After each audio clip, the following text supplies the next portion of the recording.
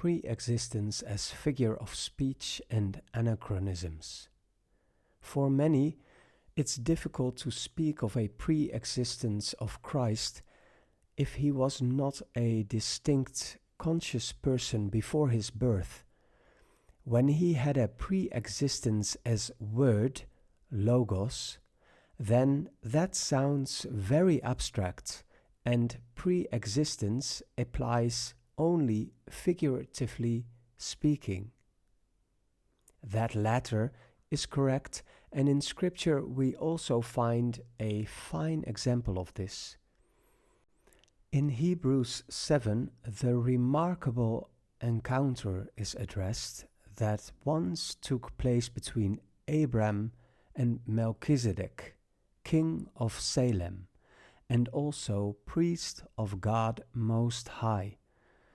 The writer of the letter to the Hebrews elaborates on how Melchizedek blesses Abram and thereby unmistakably proves to be the greater of the two. This superiority is also shown by the fact that Melchizedek receives tithes from the spoils that Abram had obtained. And then we read, and as it were through Abraham, even Levi, who is receiving tithes, hath given tithes, for he was yet in the loins of the forefather when Melchizedek met him.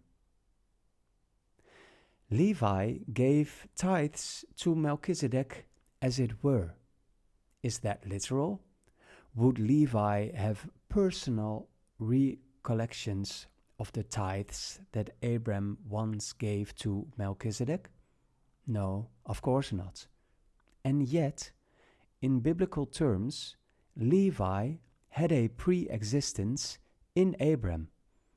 In Abram, Levi was pre-existent, just as all mankind is also pre-existent in Adam. For every human being proceeds from Adam. So too was the Son of God pre-existent as God's Logos. For God himself begat him through the word that came to Mary.